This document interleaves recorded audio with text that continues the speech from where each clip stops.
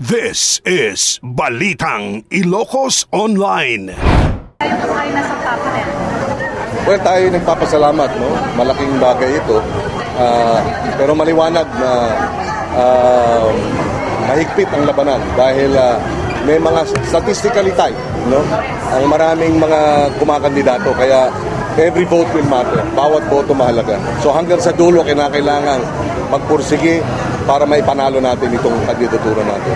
Ang ating mensahe siguro, una, maliwanag ang ating advokasya, maliwanag din ang ating track record. Wala silang masasabi sa ating record ng 3 termino. Malinis ang naging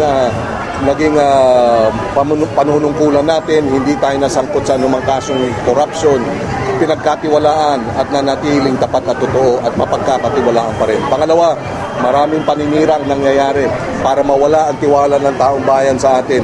Huwag po tayong papayag na manaig ang kasinungalingan. Doon lang tayo sa totoo. Ang pakiusap ko sa ating mga kababayan na sumusuporta sa atin ay pabulaanan itong mga paninira, kumbinsihin ang ating mga kababayan. At doon naman sa mga undecided pa, konting research lang. Dahil maliwanag na yung pinakakalat na paninira sa atin, walang basihan, kasinungalingan. Doon lang tayo sa tapat, sa totoo. Salamat. Senator, napakaganda po ng advokasya ninyo sa pagbababa ng presyo ng pagkain. Kumalat po sa kamakailan lang ang mga video po sa social media kung saan ginawang katatawanan ang pagkain nyo po sa takip ng kaldero at ang kanin na binalot po sa mustasa at buro. Ano po ang masasabi nyo sa mga batikos na ito? Well, wala kasi silang makitang katiwalian eh. Wala silang makitang masama sa ating record, kaya katatawan na lang ang ginagawa nila at kasinungalingan para sirain tayo. Tingnan natin yung ibang mga kandidato. Basihan ng ating pagpasya. Yung ibang kandidato ba, may track record ba ng malinis? Yung ibang kandidato ba ay meron ng mga resibong nagawang mga batas? Yung ibang kandidato ba ay magiging tapat at totoo o hindi? Dapat ganun. Hindi yung ay may mga paninira kaya ayoko nang magtiwala. Wag ho ganun. Maging mabusisi po tayo. At sa ating mga kababayan, wag magpapasa base sa kasinungalingan. Doon lang tayo sa totoo. Mag-research ng kaunti at maging mapagbantay. Kayo ba, mga kababayan ko, nais nyong magdesisyon base sa kasinungalingan, base sa panlilinlang, base sa paninira? Hindi ho, di ba? Doon po tayo dapat base sa totoo. At ang katotohanan, nagsilbi tayo ng tapat, mapagkakatiwalaan tayo sa pondo ng kaban ng bayan at nagkaroon na po tayo ng record na sa usapin ng agriculture at sa usapin ng pagbaba ng presyo ng bigas at iba pang bilihin. Sir, nung kayo ay presidential advisor on food security, naging matagumpay po ang pagbaba ng presyo ng pagkain, lalo na ang bigas. Paano nyo po ito nagawa noon at paano natin muling magagawa ito ngayon? Tama yan. Noong mga panahon na yun, nung ako'y inatasan ni Presidente Aquino na ayusin ang problema ng mataas na presyo ng bigas at iba pang bilihin, matapos ang 1 taon, hinabol kasi natin itong mga nagsasamantalang trader, mga smuggler, yung sinasamantalang import, yung nag-overprice at nagpapatong dito sa government importation sa Thailand at sa Vietnam na overprice natin binibili. Lahat yan nilinis natin. Nagkumpiska tayo ng kalahating bilyong pisong halaga ng bigas dahil tinatago ng mga trader, yung mga middlemen at hoarder. At nirevoke natin ang kanilang mga permit. Nirevoke natin at sinampahan ang kaso ang ilang mga opisyal ng NFA sa 6 na rehiyon, pati na rin yung mga kasabot nilang trader.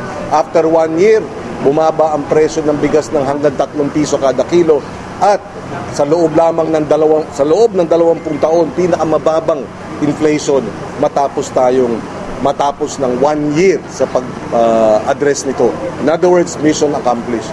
Paano natin kukumbinsihin ang iba? Nagawa na natin. Pag tinanong sa atin paano, may sagot tayo.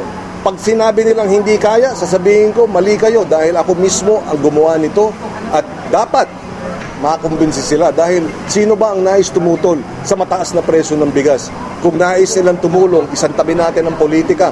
Walang kulay ang gutom.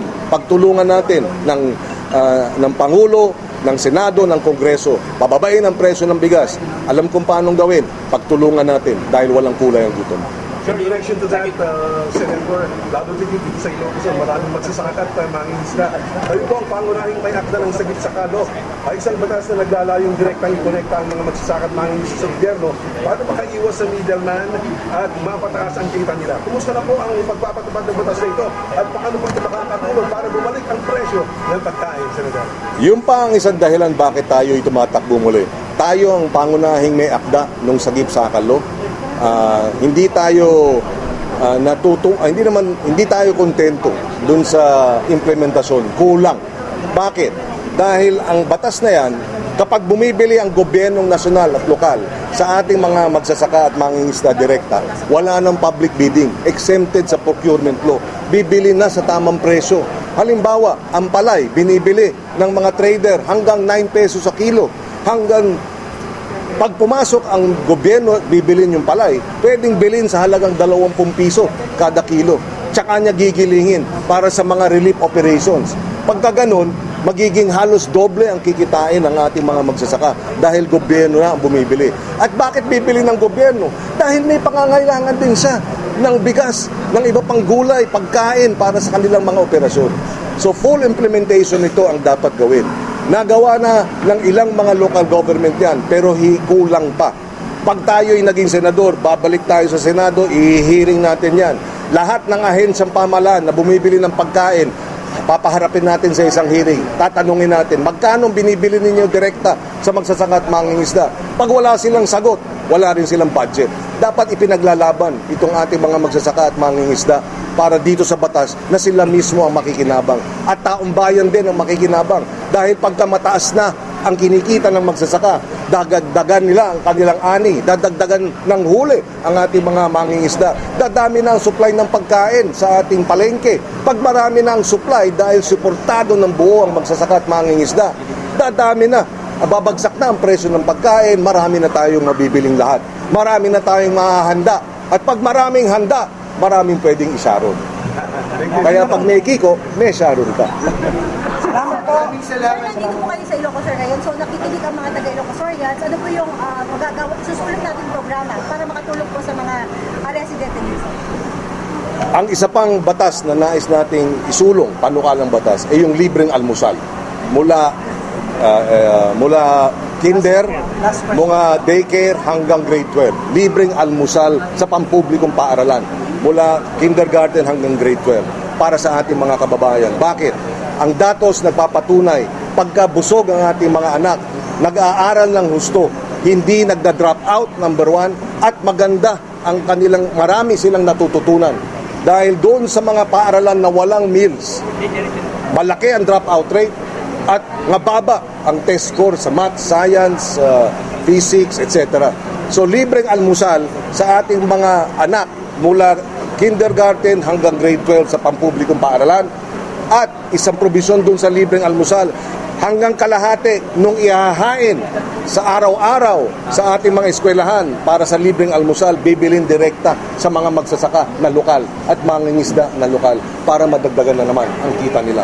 Pag na-implementa rito sa Ilocos Sur ang maging batasyon, marami ang makikinabang ang ating mga anak, ang ating mga magulang at siyempre ang lokal na mga magsaka at mangingisda.